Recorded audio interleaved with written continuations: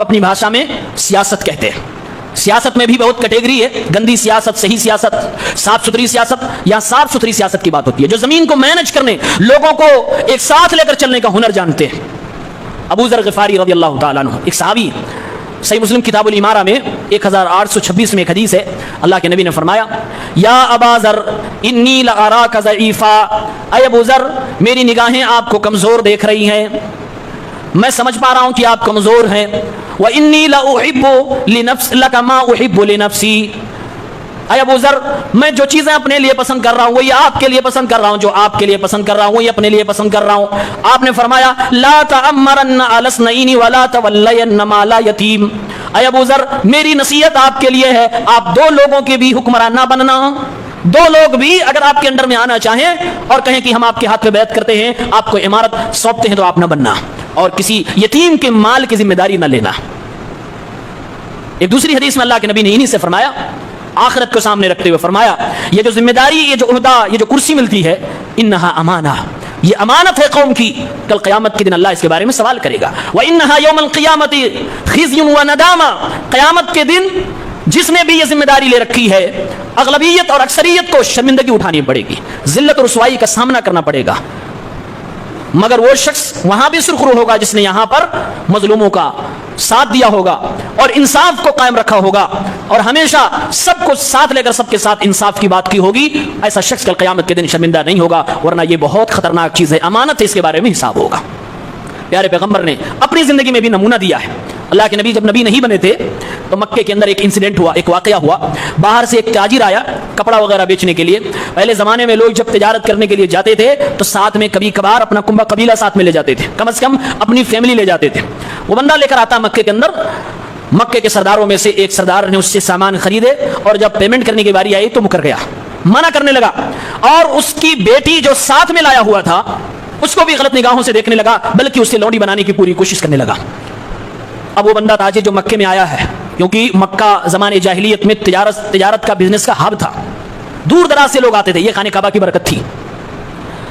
وہ آدمی مکے کی ایک پہاڑی پہ کھڑا ہو گیا اور آواز لگانے لگا اے مکہ کے شریفوں، اے مکہ کے بڑے بڑے لوگوں، آج تمہاری بستی میں میرے ساتھ یہ ناانصافی ہوئی ہے، ظلم ہوا ہے، کیا تم لوگوں کے ہوتے ہوئے میرے ساتھ یہ ظلم ہوتا رہے گا؟ ہے کوئی مکہ کی اس وادی کے اندر جو مجھے انصاف دلا سکے؟ مکہ کے سرداروں کے کانوں میں آواز پہنچی، کوئی پہل کرنے کو تیار نہیں. ہمارے نبی صلی اللہ علیہ وسلم نکلتے ہیں اور مکے کے سرداروں کو ساتھ میں لے کر اس آدمی کے معاملے کی سنوائی کرتے ہیں، اسے انصاف دلاتے ہیں. پیارے پیغمبر نے اپنے ساتھ مکے کے کچھ سرداروں کو لیا اور اس ظالم کے گھر پہ گئے، دروازہ کھٹکھٹایا اور اسے آواز دی. وہ باہر نکلتا ہے. اللہ کے نبی نے اپنے روبدار آواز میں فرمایا کہ تم اس کے لیے ہوئے سامان کو واپس کر دو یا پھر اس کا پیمنٹ کرو.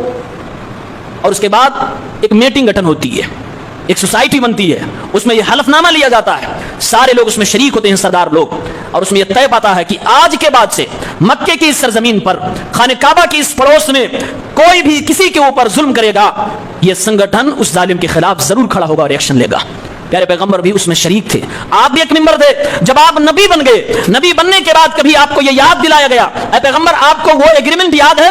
اے نبی کریم صلی اللہ علیہ وسلم آپ کو والی بات یاد ہے؟ اللہ کے نبی نے فرمایا زمانے جاہلیت کے اندر جو وہ پروگرام ہوا تھا اور جس بات پر ہم لوگ مل کر اکٹھا ہوئے تھے، آج بھی مجھ سے اگر کوئی یہ کہے کہ آؤ محمد تمہارے ساتھ ہم یہ ایگریمنٹ کرنا چاہتے ہیں، تمہارے ساتھ ہم یہ سمجھوتا کرنا چاہتے ہیں کہ آج اس زمین کے اندر اگر کسی کے ساتھ نا انصافی ہوگی تو ہم لوگ مل کر اس کو انصاف دلائیں گے اور ظلم کے خلاف آواز اٹھائیں گے، تو ضرور آج بھی نبی بننے کے بعد میں اس پہ سگنیچر کرنے کو تیار ہوں اور میں اس میں ممبر بننے کو تیار ہوں.